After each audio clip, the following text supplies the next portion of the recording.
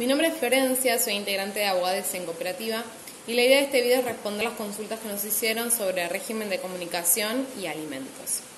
Con respecto al régimen de comunicación, es importante aclarar que actualmente en el marco del decreto del aislamiento social preventivo y obligatorio se encuentran suspendidos. Por lo tanto, si había algún tipo de acuerdo de visitas, en este momento no está vigente, pero sí está autorizado el traslado de los hijos una vez por semana. Estos traslados van a depender del acuerdo al que lleguen los padres.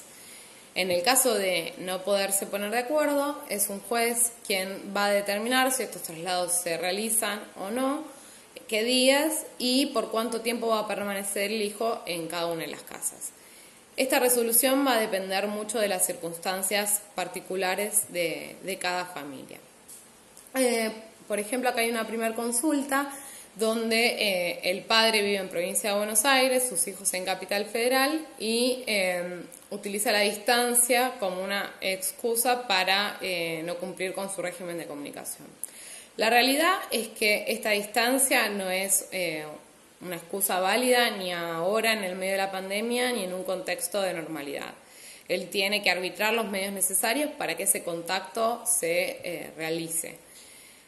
También agrega que vive con un padre mayor de edad que podría ser tenido en cuenta en este momento de pandemia, pero también existen alternativas como por ejemplo que permanezca más días en cada casa o que sean aislados cada 15 días los traslados para evitar cualquier tipo de contagio. O sea que no es válida la distancia porque siempre existen alternativas y posibilidades para que eso realmente se lleve a cabo. Por otro lado, otra pregunta es por una nena de 3 años y que existe una denuncia de violencia de por medio y que el padre no cumple con el régimen de comunicación. La realidad es que con los hijos chiquitos es bastante más difícil el régimen de comunicación porque bueno, va a depender mucho del desarrollo de cada uno de los hijos, del apego y de las comodidades que haya en cada una de las casas. Que exista una denuncia de violencia si es entre los progenitores y no existe ningún tipo de medida que a su vez se amplíe contra los hijos. No hay ningún tipo de impedimento para que se desarrolle con normalidad ese régimen de comunicación. Cuando uno tiene ya un régimen de comunicación establecido y el otro progenitor lo incumple, realmente es una situación muy compleja porque no existe una posibilidad judicial de obligar al padre a permanecer tiempo con sus hijos. Incluso podría ser desfavorable para los niños. Lo que siempre recomendamos es que ante cada incumplimiento sea denunciado ante un juzgado.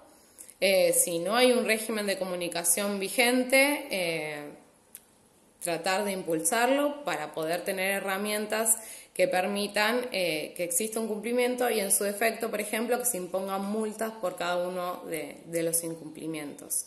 Pero cuando no hay ningún tipo de acuerdo, ya sea por mediación o por una sentencia judicial, es una situación en donde el contacto del padre con los hijos va a depender puramente de la buena predisposición de ambos. Y también hay una situación que es importante que sepan las madres, que cuando no hay un régimen establecido y el padre quiere, por ejemplo, que sea hoy porque está libre y justo ese día no podían, no los pueden denunciar por impedimento de contacto porque no hay establecido un régimen de manera firme. Entonces, siempre va a depender de la predisposición de ambos. Otra consulta es sobre cómo se inicia un régimen de comunicación. Bueno, la realidad es que los regímenes de comunicación siempre tienen una primera etapa donde se intenta que los padres sean quienes determinen esos días de visitas, porque son quienes conocen mejor que nadie cuáles son las necesidades de los hijos, sus actividades escolares, extraescolares, sus actividades de esparcimiento. Por eso, por ejemplo, en el ámbito de la Capital Federal existe una instancia previa de mediación, que es obligatoria, donde asisten los padres con sus abogados ante una mediadora, quien intenta que se pongan de acuerdo y logren establecer esos días y horarios en que va a estar el hijo con cada uno de ellos. En el caso de no lograrlos, queda habilitada la vía judicial y en definitiva va a ser el juez quien lo determine a través de las exposiciones que haga cada uno de los padres en sus presentaciones. En el ámbito de la provincia de Buenos Aires no es obligatoria la mediación, sí se pueden realizar, pero en el caso de iniciarse una demanda por régimen de comunicación, lo primero que hace el juzgado es llamar a las partes para que en el ámbito de esa audiencia, con la colaboración de un consejero familiar, logren entre ellos determinar esos días y horarios. Y obviamente si no se logra en esa instancia, pasa a una etapa judicial donde el juez en definitiva va a ser quien lo determine. Pero siempre en una primera instancia se intenta que sean los padres quienes lo decidan. Pasando a la parte de alimentos, lo que son reiteradas las preguntas con respecto a cómo iniciarlo. Realmente en este momento de pandemia, las demandas de alimentos se pueden presentar porque es una cuestión urgente, pero lo que primero va a determinar el juez, igualmente también en una situación de normalidad, es una cuota alimentaria provisoria. En realidad esta aclaración es porque también en Capital Federal para los alimentos existió una instancia de mediación previa obligatoria. Pero actualmente, tanto en provincia de Buenos Aires como en Capital, ya que los alimentos son una cuestión urgente, se puede solicitar que se fijen alimentos provisorios. Los alimentos provisorios es una cuota que va a fijar el juez dependiendo de lo que se exprese en la demanda. Esa demanda tiene que contener todas las necesidades de los hijos especificadas y a su vez demostrar que el padre tiene capacidad de pago. Igualmente, si no la tiene, siempre tiene la obligación de colaborar con sus hijos y de garantizar que tengan salud, educación y una vivienda.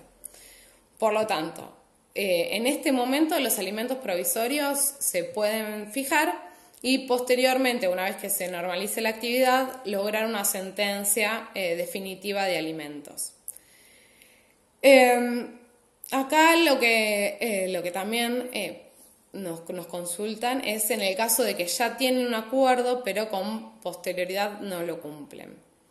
En ese caso lo que se puede hacer es ejecutar el acuerdo judicialmente, se presenta el acuerdo, se dice desde cuándo no se cumple y automáticamente se establecen medidas de embargo o de retención directa sobre el salario del progenitor incumpliente.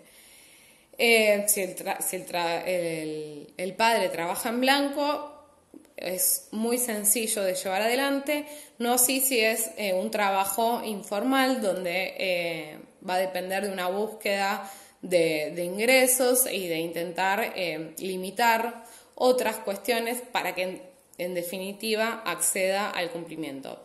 Por ejemplo, han salido fallos de padres incumplientes donde, por ejemplo, no se los ha permitido ingresar a algún tipo de espectáculo.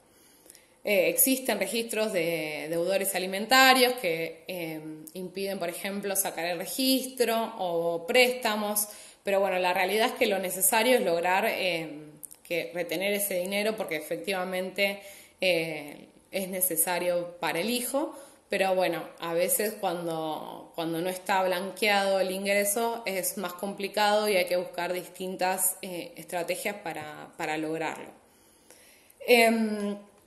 Después otra cuestión que es importante es saber que la determinación del monto de la cuota alimentaria siempre depende de las necesidades del hijo. O sea, que se deben cubrir sus necesidades básicas y mantener su nivel de vida luego de que los padres no estén juntos. O en su defecto, colaborar con el padre que se hace cargo de las responsabilidades de cuidado.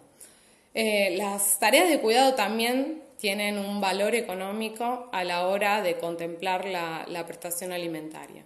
Y esto lo aclaro porque A veces los padres hacen esa cuenta de 50 y 50 sin tener en cuenta que hay uno de los dos que realiza mayores tareas y dedica mayor cantidad de tiempo para la crianza del hijo, y eso tiene que ser de alguna manera retribuido. Finalmente, con respecto también a este tema de la determinación del monto de la cuota, también se dice muchas veces que es un porcentaje del salario. Eso es una usanza que es para agilizar y para permitir una actualización permanente del valor de la cuota alimentaria, pero no tiene que ser en definitiva sí o sí de esa manera. Siempre va a determinar el monto de la cuota las necesidades de los hijos.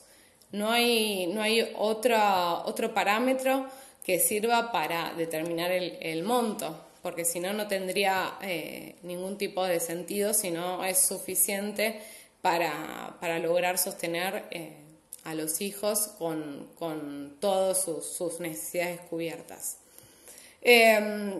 Así que bueno, esto es un panorama general, pero más o menos uniendo cuáles fueron las consultas que son bastante reiteradas con respecto al incumplimiento y cómo iniciar los alimentos.